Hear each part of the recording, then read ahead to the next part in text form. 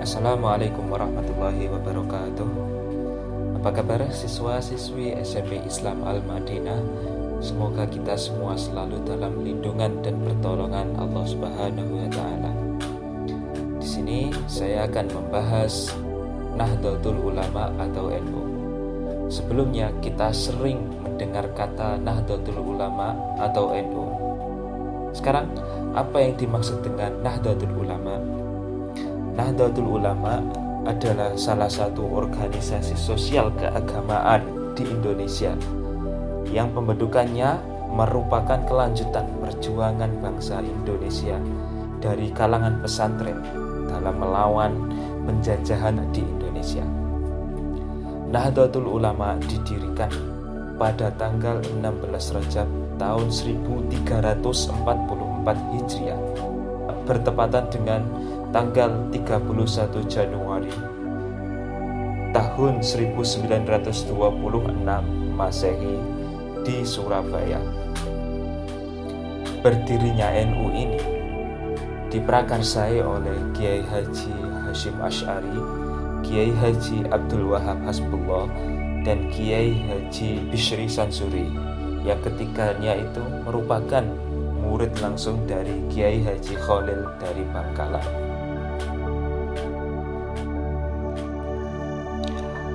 NU atau Nahdlatul Ulama menganut pemahaman Ahlus Sunnah wal Jamaah. Ahlus Sunnah wal Jamaah adalah golongan atau orang-orang yang selalu setia mengikuti dan berpegang teguh pada sunnah Rasulullah Shallallahu Alaihi Wasallam, sebagaimana yang telah dipraktekkan, dilaksanakan maupun diajarkan bersama para sahabat, para tabi'in maupun para tabi'it tabi'in.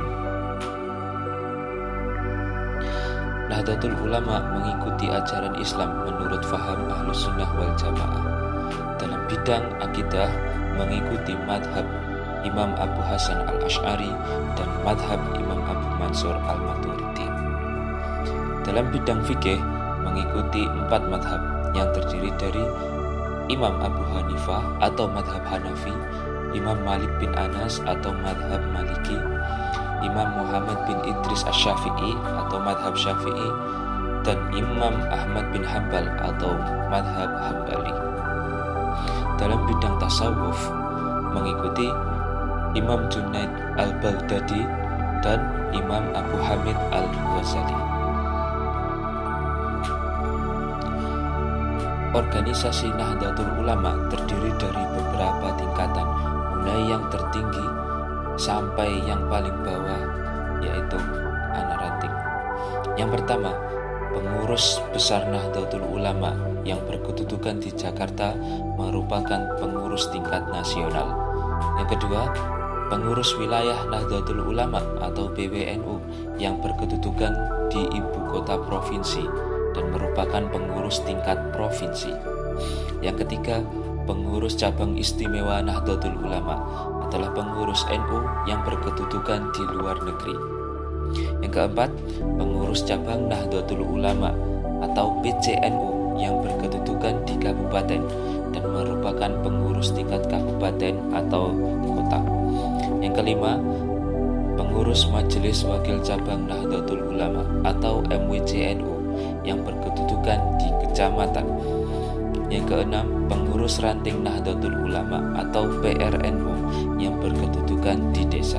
Yang ketujuh, pengurus anak ranting Nahdlatul Ulama yang berkedudukan di musola atau masjid atau komunitas dusun. Arti lambang Nahdlatul Ulama. Yang pertama, Nahdlatul Ulama terdiri dari bola dunia. Bola dunia melambangkan tempat manusia berasal dan tinggal. Kemudian yang kedua, tali atau tambang yang mengelilingi bola dunia, artinya lambang ukhuwah dan persaudaraan. Yang ketiga, peta Indonesia yang terlihat.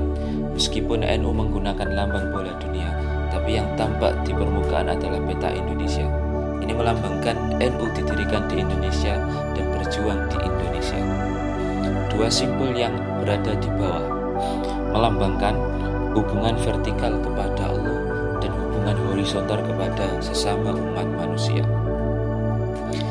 5. Untaian tampar atau ikatan yang berjumlah 99 melambangkan nama-nama terpuji Allah atau Asmaul Husna. Yang keenam, 5 bintang di atas bola dunia. Bintang yang berada di tengah berukuran besar dibanding 4 lainnya. Bintang tersebut melambangkan Rasulullah, sementara 4 bintang yang lebih kecil melambangkan Khulafaur Rasyidin, yaitu Abu Bakar, Umar bin Khattab, Utsman bin Affan, dan Ali bin Abi Thalib. Kemudian 4 bintang di bawah bola dunia melambangkan 4 madhab Ahlus Sunnah wal Jamaah, yaitu Imam Maliki, Imam Syafi'i, Imam Hanafi, dan Imam Hambali. Jumlah bintang secara keseluruhan ada 9. Ini melambangkan wali songo atau wali yang ada 9 yang menyebarkan Islam di Indonesia. Tulisan Nahdlatul Ulama dengan huruf Arab melintang di tengah bumi ini untuk menunjukkan organisasi tersebut Nahdlatul Ulama atau kebangkitan para ulama. Warna dasar warna hijau melambangkan kesuburan. Tulisan warna putih melambangkan kesucian. Ada 2 hal yang mendasari kelahiran Nahdlatul Ulama, yaitu yang pertama karena penjajahan, dan kedua karena aliran Wahabi di Timur Tengah. Proses berdirinya NU memang beda dengan organisasi atau perhimpunan pada umumnya. Kiai Wahab Hasbullah sudah lama dan berkali-kali mengusulkan perlunya mendirikan organisasi ulama pesantren kepada Kiai Haji Hasyim Asy'ari, namun belum juga ada jawaban. Rupanya Kiai Hasyim sangat berhati-hati menanggapi usul Kiai Wahab tersebut. Sebelum ada jawaban dari Allah melalui istikharah, Kiai Hasyim tidak akan mengizinkan karena dikhawatirkan malah memperuncing keadaan di kalangan umat Islam. Akibat kungkungan tradisi yang diwariskan oleh para penjajah, maka mengakibatkan masyarakat Indonesia menjadi terbelakang baik secara fisik maupun mental. Dengan kondisi yang demikian, menggugah kesadaran kaum terpelajar untuk memperjuangkan kemerdekaan Indonesia melalui jalan pendidikan dan organisasi. Nahdlatul Ulama sebagai salah satu wadah atau organisasi yang mengumpulkan para kaum terpelajar untuk mencapai atau berusaha mendapatkan kemerdekaan Indonesia ini.